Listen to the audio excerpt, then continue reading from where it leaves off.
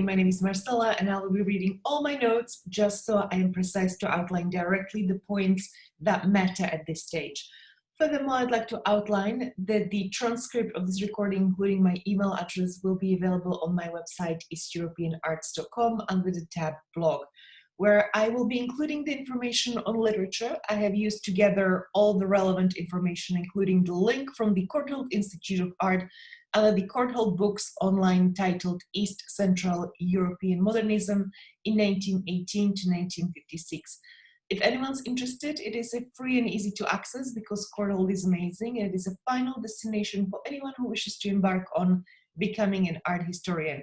I'm not sponsored by the institution, however, I am alumna. Speaking from personal experience, I do not advise encounters which I'm not willing to experience myself.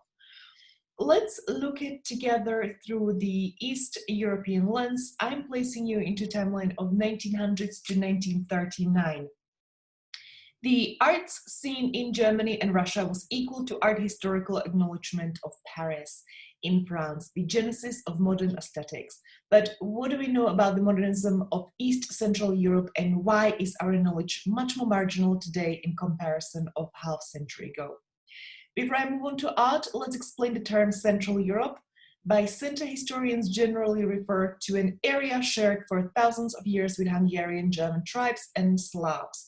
The concept Central Europe helped to serve the political, economic, and cultural interests of Imperial Germany and the Austrian side of empire. After the Second World War, the term resurfaces and was used by intellectuals for non-German Central European countries to show the West the necessity of more differentiated perception of the geopolitical, cultural, and psychological situation of the region. In other words, your compass might not point you to the center, however, the history and culture will. And after all, we all highlight the areas of importance. For those with interest in political science, the separation of Czechoslovakia in 1993 was one of the most peaceful separation, resulting in formation of two new countries, Czech and Slovakia.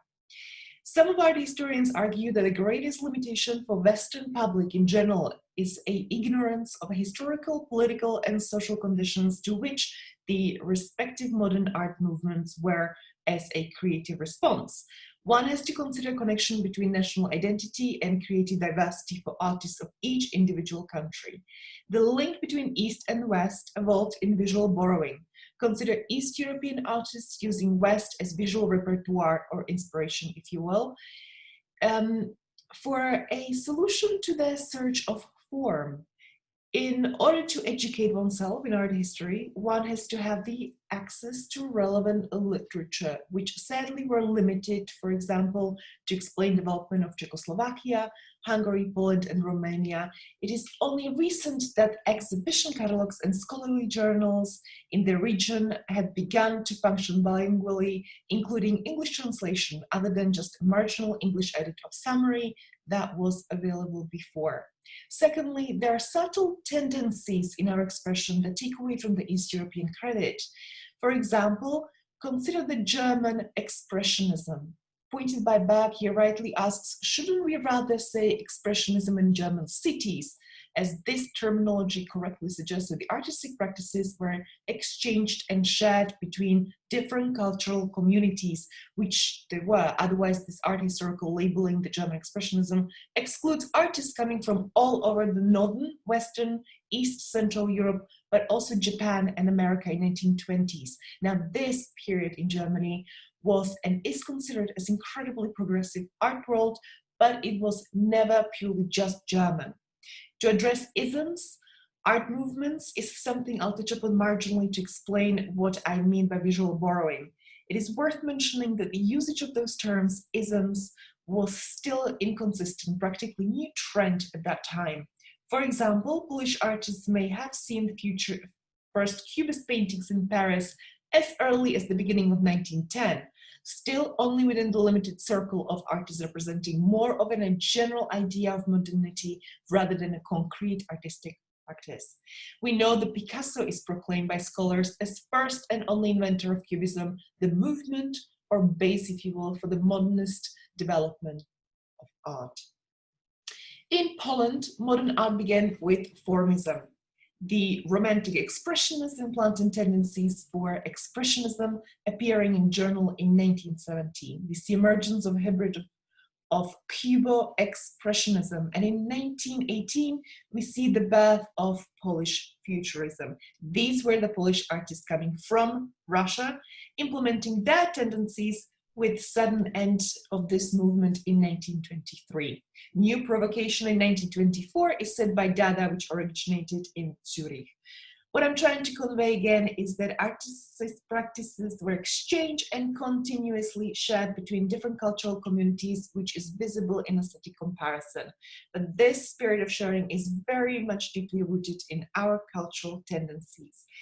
To touch on Slovakian history of modernity from visual aspect, we face predominantly in first 2 decades of 20th century, dominated by an idyllic picture of life in the country. Villagers working in the fields, mountain landscapes, and social gatherings. The independence of Czechoslovakia is declared on 28th of October in 1918, and so art orients towards Budapest, Slovakia.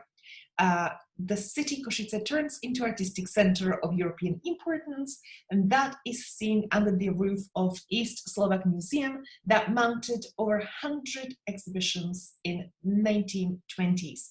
Fast forward 30 years later, the experience of Eastern European art in Western art history during the Cold War finds various channels, and one of them is available through Paris Biennale dating 1950 to 1985.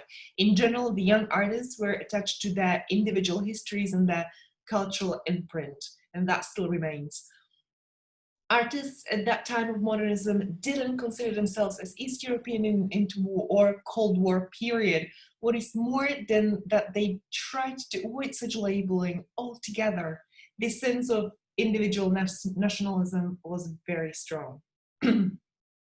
During the 1950s and early 60s, modern art was socially taboo. It takes over 30 years for the Eastern and Western countries adopt pro-West course. Art was made more or less under the strict political regime, rarely if only finding its way into institutions. It is after the fall of Berlin Wall, the complex experience of separation affiliation produced an artistic boom. Multitude of forms and ideas, and above all determination to engage the transformation is taking place in Eastern Europe, and as a consequence it's producing new artistic vitality. What I'm trying to say is that it is fair to conclude that the East European art history belongs partially to Western art history due to its borrowing that helped to redesign and curve new visual future for us. To understand East, you must also engage in art historical knowledge and visual preference of the West.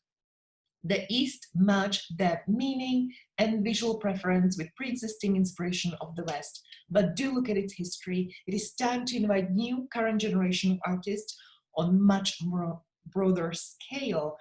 There's so much to be said in order to explain each country, the development of their movement in detail. However, most important element prevails.